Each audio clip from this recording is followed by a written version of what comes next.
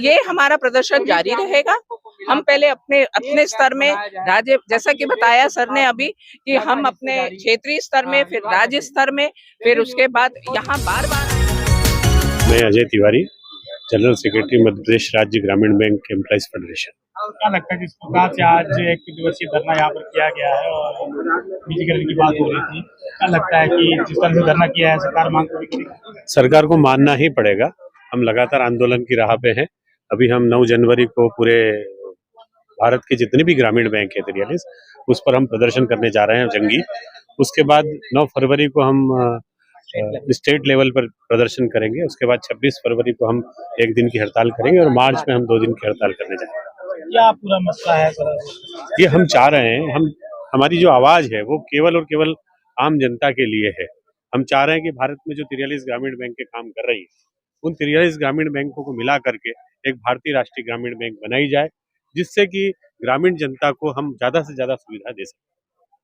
तो आप क्या देश भर की ग्रामीण बैंक के एकीकरण की बात कर रहे हैं? जी हाँ, बिल्कुल। हम देश भर की जितनी भी ग्रामीण बैंकें हैं उनके एकीकरण की बात कर रहे हैं। पहले यदि हम पिछले उसमें जाएं तो 196 ग्रामीण बैंक हुआ करती थी। उनका धीरे धीरे अमलगमेशन करके अब 43 ग्रामीण बैंक के एकीकरण के बाद हो चुकी है, और हम चाह रहे हैं कि 43 की जगह 1 हो जाए। ये हमारी मांग है। इससे पहले भी इससे आपको फायदा क्या होगा और राष्ट्रीयकृत बैंकों के मुकाबले आप कहाँ ठहरेंगे?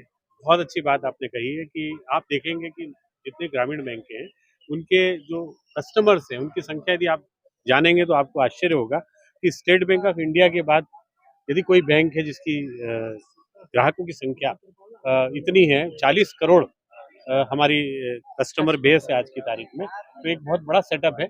और इसके अलावा यदि एज ए होल 43 ग्रामीण बैंकों का हम प्रॉफिट देखें तो लगभग 6,000 करोड़ रुपए का हमारा प्रॉफिट है इस साल का, और पीछे भी हम प्रॉफिट करते आए हैं। जो सरकार की खास मंशा रहती है कि कोई भी संस्था जो है वो प्रॉफिट में रहे, तो हमारी जो बैंक है वो सरवाइव करेगी। हम जो मांग कर रहे हैं, जैसा आपने पूछा कि इससे क्या फायदा होगा, तो फायदा ये होगा कि आज यदि हम मिजोरम या मेघालय या ऐसे क्षेत्र जहाँ पर हम लॉस करते हैं, हमारी जो ग्रामीण बैंक लॉस करती है, यदि अमलगमेशन हो जाएगा तो लॉस के कारण जो सुविधाएं वहाँ हम हमारी जनता को नहीं दे पा रहे हैं, तो जब एक हो जाएगी, जो पूरी प्रॉफिट में रहेगी, तो जो फंड है वो इधर से हम उधर इन्वेस्ट करेंगे और वहाँ की जनता का फायदा है। अभी ये जनधन अकाउंट में ग्रामीण बैंक की क्या भागीदारी है? यदि आप जनधन अकाउंट की बात करेंगे तो देश में अभी वर्तमान में 12 कमर्शियल बैंक हैं और 43 ग्रामीण बैंक हैं।